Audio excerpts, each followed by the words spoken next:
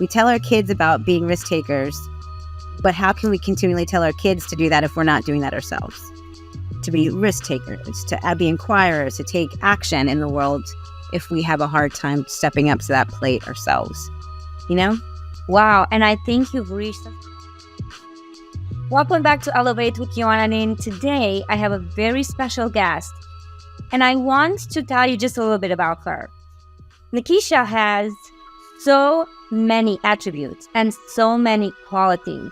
And the biggest one is the fact that ever since I've known her, she's extremely positive. Now, she has several children, she has cats, she has dogs, she is running several businesses, and she is a powerhouse. So the reason I have Nakhesia here, and she's so busy, I said, I need to have you on my channel because not only are you petite and you look fragile and you look delicate, and then here you are, a bomb. But when it comes to energy, when it comes to creativity, when it comes to business development. So I am very inspired by this woman. I've always been inspired by her. And I want all of you girls that are watching this interview to listen, especially when it comes to some of the struggles that she has, when it comes to juggling children, husband, pets, and several businesses. So, Nakhesia, welcome to Elevate with Yoana Nin. Thank you for having me. I love you, and I'm just so excited. Your energy just inspires me, and I love to be around you. Like many other women, you just totally embody all the things that I look up to and am inspired by, and I absolutely love you. So I'm happy to be here with you today. Tell me a little bit about yourself. Well, not me, but all of the women watching, just so they have an idea of how many things you're juggling, how many kids you have, what type of businesses are you running, what are your missions, your vision, your goal for the life, just a little bit. So my name is Nakhesia Sheen. I am from Cary, North Carolina, and I have 4 kids. I am a mom, an entrepreneur, an advocate for people who are underserved in our local community. And I am just passionate about connection and building community. There's one thing about me that I want people to know, it's definitely about connection and community. Those are the two big things. Right. And you're running a business with your husband? I run a pest control company with my husband. I'm the CEO. My husband and I have co-owned this company together for 7 years. We fell into this business because we wanted to have the income we needed to be able to sustain our family. And I had always had an entrepreneurial mindset, and I just wasn't tapping in and really listening to myself. And one day I told my husband, I was like, we need to start our own business. And so here we are 7 years later. We are on par to be a multi-million-dollar company. That is our goal. And we're hoping to be multinational and maybe potentially international. But I've just learned through this process of becoming an entrepreneur that it's all about your belief and your mindset, and getting coaching and help and support and collaborating with others is the key to a successful business and successful life. Absolutely. I agree with that. The first thing that you said is very important. I think a lot of women are not aware of the fact that surrounding yourself with as many people as possible could actually lead to a more joyful life than exercising or eating right. It is actually proven by science that our social life, the amount of people that we surround ourselves with, is more important than the rest, because you could be eating very healthy and be extremely lonely and alone. And you all just listen to what she's saying. She is she's like a queen of connections. She is the queen of going and asking for help and getting coached, which is, again, another connection. She has connections with her coach, then with the people that are in that coaching group. She's consistently learning. She's consistently growing within, not only financially, but spiritually. You said you 7 years ago, you started the company. You wanted to be able to control your finances. And so you do have a very business minds. You are business oriented. Now, did you study? Do you have any degrees under your belt? Yes, I have a law degree. I went to school in London to study law.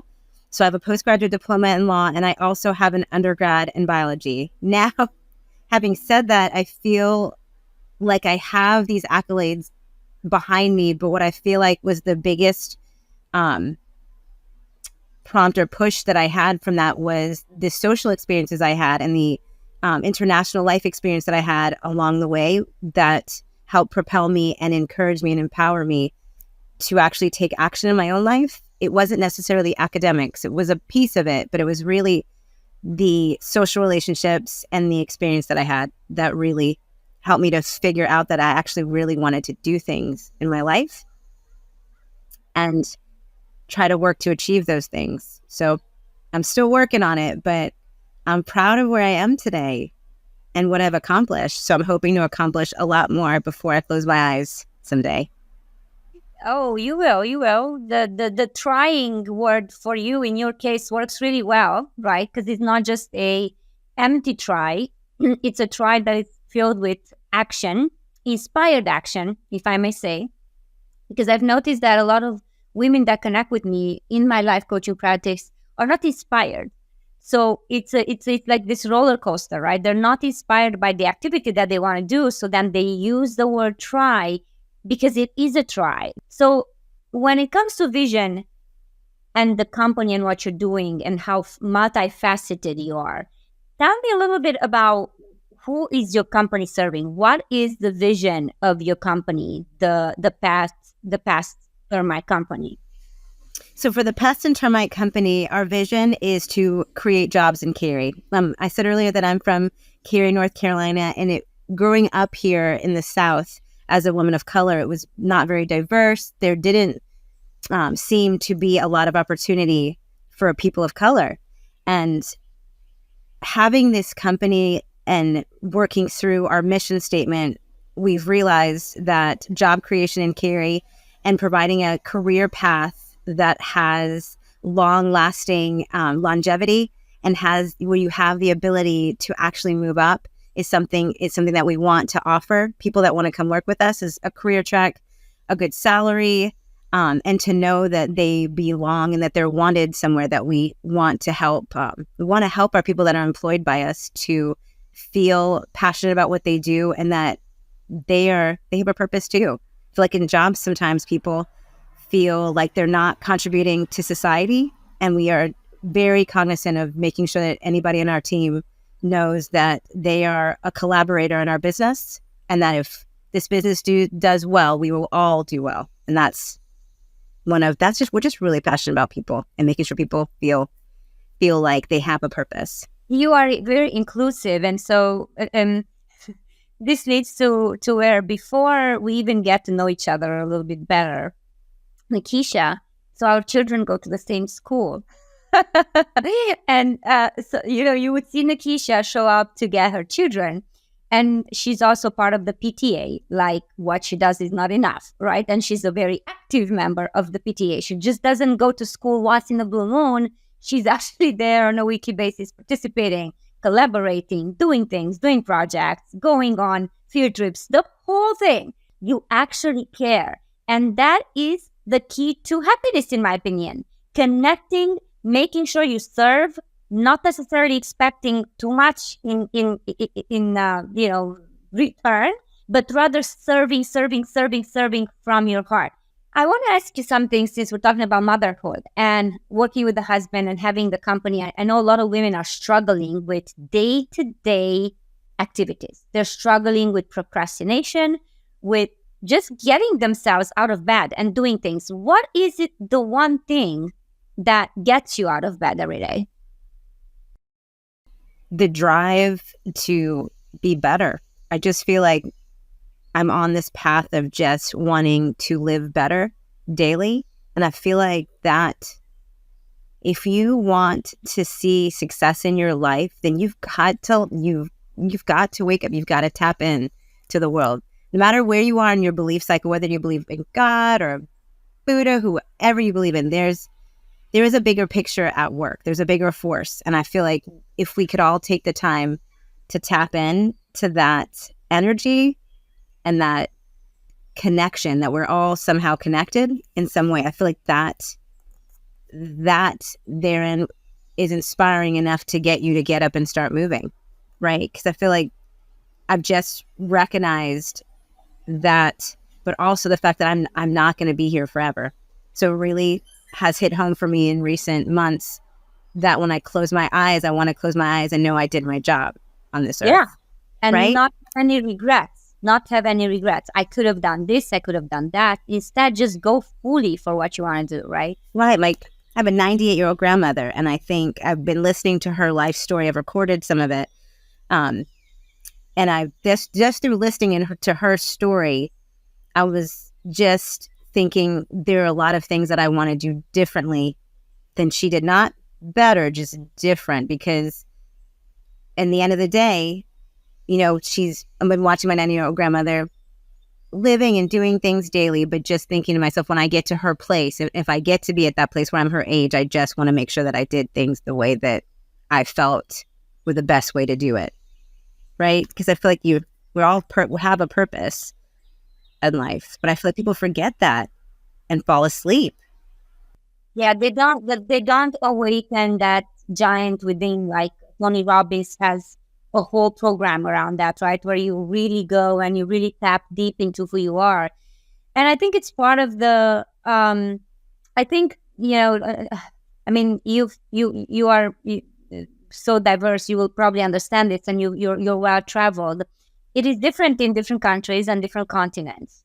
So I have to say that a lot of people in the United States of America are extremely, they put happiness alongside the amount of money that they make. And that is that is a great vibration. However, the rest of the awakening journey, traveling, living more of the pages of your book, right? Not just one, surrounding yourself with the people that allow you to grow, that will accept you for who you are, and maybe nudge you if they feel that you are kind of just dormant. There's a lot of suppression, I feel, energetic suppression. There's one little quote that I when I heard, or saying way back, that get out of your energetic closet. You know, a lot of them are just in this closet. They have this shield that they think are protecting them, but it's just blocking them from shining. It's blocking them from coming out in the world and being who they are. You, Nakhesia, have you ever been afraid of the challenges, and also as a mom / businesswoman, have you ever thought, hey, if I'm going to run a company or multiple companies, and if I'm going to go for politics and all that, will I have to sacrifice my time with my children and with my husband? What were your fears, or what are some of the obstacles that you still see in your life? Did you ever have the mom guilt? I did, but I feel like everything's about timing, and that's what I realized too. I put my life on hold for almost 14 years to stay home and raise my kids, but I think I did that because I just at that time feel like I needed to focus just on them, but also because I don't think I was mentally ready to manage anything else. But the shift that's happened for me, that I had a major pivot maybe 6 months ago when I started coaching. I'd been hearing about coaching for years, and I just kept hearing it, that I should get a coach. And I just wasn't ready to tap in at some point, because I was thinking about this the other day, how much coaching has helped to launch and empower me, and just the people that I'm around, right? Like what the effect of the people that I'm with, how much that energy affects me. So in the last year, I've had a major pivot, 6 to 12 months, about really stepping into who I am. I think this has been my journey I'm finally at 44 years old. Like, I'm this businesswoman. I'm going to be a political leader.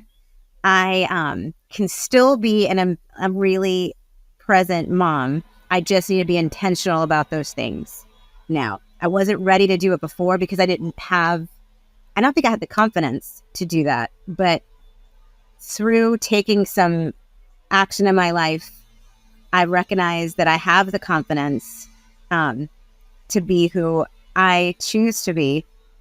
And also, I just feel much more empowered in my 40s, I think, to really take ownership and really drive myself, our company, my kids, our family, and to drive the things that I am passionate about. So like I said, just had a shift.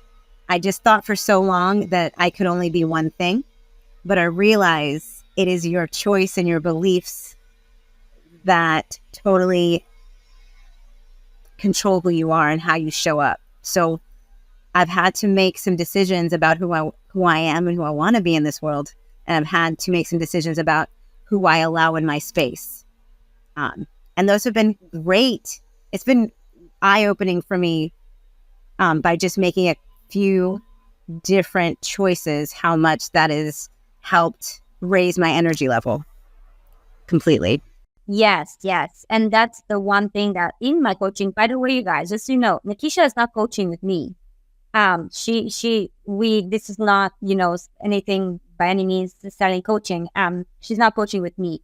But what she just said right now about the fact that she thought she was just one person is very, very eye-opening and very important, because we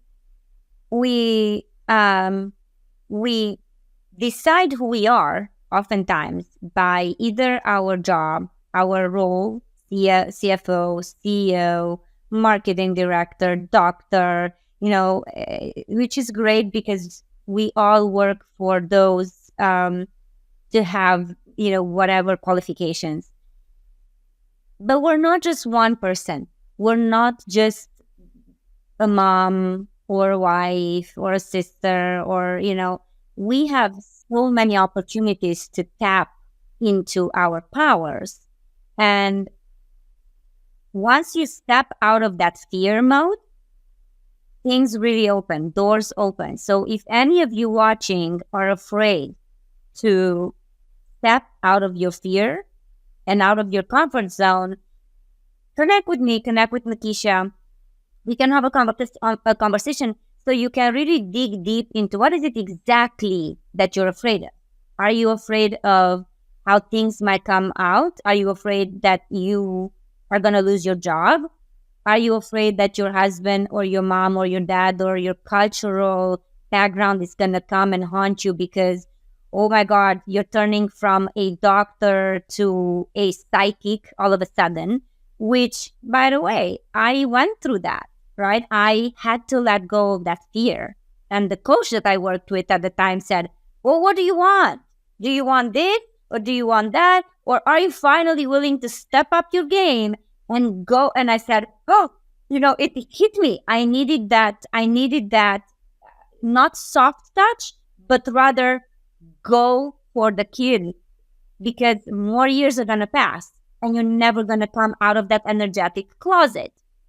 So I love that about you. I love the fact that you're encompassing all of it. And isn't it funny, Nakhesia, that you and me, we're both 44. I feel like there's something around this age where you go, wait, how much longer do I have to live? I've lived my life. I have my kids. I have a husband. But am I living the life that I'm truly wanting to live, right? Like there's something about this age that it's so empowering. What do you think? Yes, but I feel like I feel like everything has been a stepping stone for me to get where we are, where I am today, where I've just activated that part of my mind. I don't know if you've read. I read a lot of and listen to Brendon Burchard. Have you heard of him? Yes, I have. So I have shifted some things that I do. Like I've always been in a 5 a.m. mindset since having kids, right? We're talking about like activating those parts of you, and then being in my 40s. Well, I've learned at 44 what I need to do to activate myself daily, right? So that's one of those things is waking up at 5 a.m. and getting organized about my goals and intentions for the day. so that I'm not just breezing through life, but I'm breezing through with intention about what I'm going to accomplish. And I feel like that takes work to activate that muscle in your mind of I'm living with intention and doing those things that fill your cup every day to help you get to that point. I just put a note here because I find that very, Right. very. If you're intentional about the direction you're going, and this is where we were talking about the husband and wife team and working together. This is something that my husband and I constantly grapple around between the two of us. He is much more of a go with the flow type of personality. Yes. And I find that challenging to work with sometimes because I think my personality has never been that way. Yeah. Just to go with the flow, but because I get how important it is to live with intention and to have goals in mind. Yeah. In terms of not just like business goals, but actual life goals in terms of how I choose to live and how I can keep continually elevating that too. But that takes work daily, right? Yes, I think that it is very important, and I see a lot of power couples, and the power, their strength does come from. I mean, they're different. Most of the couples are very different. But there's always one that kind of wants to take action and do more and be like more organized. And most of the time, the other person is more chill. And I think that my inspiration from some of the couples that I've seen, there's definitely a unison conclusion that they sit down and they say every week or every month, this is what we're doing, this is the goal, this is what we've accomplished. I am the same way. I have my calendar, several calendars. I have my notes. I have my, if I were to just turn around and see 15 minutes, 15, 15, 15. I texted you this morning. I said, hey, I got to do my schedule. I got to send, my good friend who's editing the videos. I need to send him 10 videos before my trip. I need to do this. We're doing this. So I need to do things ahead. And then when I do these things ahead, guess what? I'm not stressed anymore. There's no reason for the stress of, oh, I haven't done it because I'm proactive, right? So do you think a lot of women are missing or lacking that preparedness? Is that the word? Or like really being conscientious of how inspired their day is and how prepared they are? Absolutely. I think people are also, as well as that, it's the lack of preparedness, but also we live in this state of fear. I think women in general are speaking from experience, I felt like I needed to be such a people pleaser for such a long time as a youth. And I feel like that also kept me in a state of fear of saying the wrong thing or just taking action steps. And now I realize that I can still be a good person who speaks their mind, but is also prepared. But I live in a far less state of mind. I'm still scared about taking steps, absolutely. But I feel like it's this state of fear and these narratives that we continually tell ourselves about who we are and living in fear that keeps women from totally launching themselves into the people that they want to be. And everybody's different, but I just believe that we are meant to be far more than we tell ourselves that we are. Right? Yeah. I kept telling myself, I'm just going to be a mom. This is where I am. Even though I'm like, I hate sitting at home doing laundry. I don't want to dust my house. That is just not saying that's a bad thing. That's just not, I'm more than that. And for me, that's just not, that doesn't fill my bucket daily. Being with my kids fills my bucket.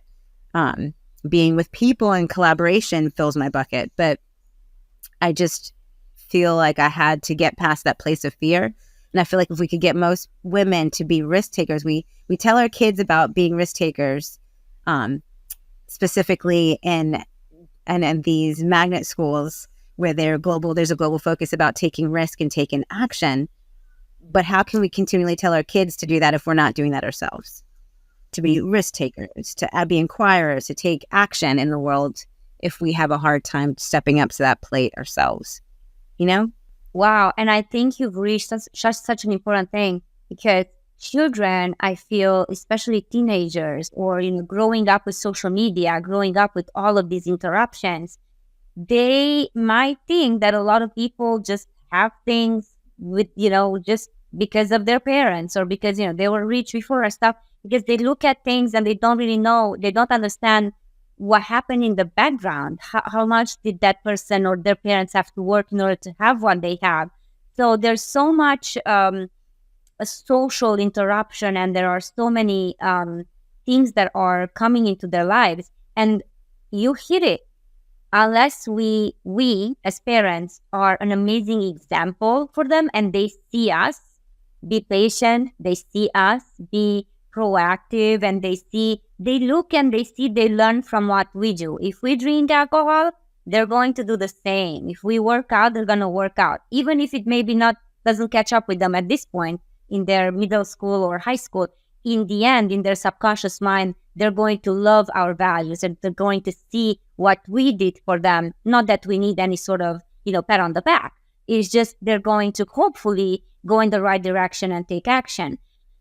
So get out of the fear. I put here a note: from people pleasing to living with intention. I absolutely love this. And I love the fact that we are connected, and that I can, just call you and text you and get a little bit of your energy on a daily basis when we pick our children up. So I'm very grateful for you being here. Do you have anything to end this with? Any favorite saying or motto or anything for the women out there that are watching this episode right now? Life is your canvas. You can choose how to draw it in any which way you seek, but make it beautiful. This world is amazing. And I think I tell people, and I have to tell my mom this all the time, if you see the beauty in the world, it will show up. But if you see it in a horrible way, it will show up for you in that way. So I just definitely think, change how you see things, and those things, you will see them. And seeing people in a positive light. Just see the world in the way that you want it to be, and it will show up for you in that way. Yeah, that it's I always say my favorite quote has always been, since I discovered Yoana Nin, and I decided that my daughter's name was going to be Anais. It's we don't see the world the way it is, things the way they are. We see them the way we are, right? So if within you are unhappy, then that's what you project, and that's what you see, and everybody's going to be, the bad, evil person. If not, then everybody's going to have this energy, this vibration, and it is not just lip talk, it is reality. So we've learned today from Nakhesia that resilience, inclusivity, giving people a chance to grow, treating them with beauty and with great energy, living with intention, setting up for success on a daily basis really matters. And give yourself some love, and you will see that you're going to grow, and you're going to transform. You're going to have the relationships, the jobs, the finances, anything that you desire in this life, you can have.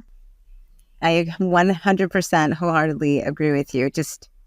I feel like if we could stop seeing the barriers that we think are barriers, and figure ways to get around them or over them, we can do anything. Amen to that. Thank you for having me. I've enjoyed it. Same here. I look forward to seeing you soon. Thank you, all of you, for watching. Hopefully you are loving this episode and you're loving Nakhesia. Now, with her permission, I am going to put her information in the description of this video. Subscribe and comment. Support this little channel. It's going to turn into a world-renowned channel and world-renowned podcast. So be there, hop on, and bring some cool energy and cool vibration into the game. Wow, Nakhesia. Thank you. Bye.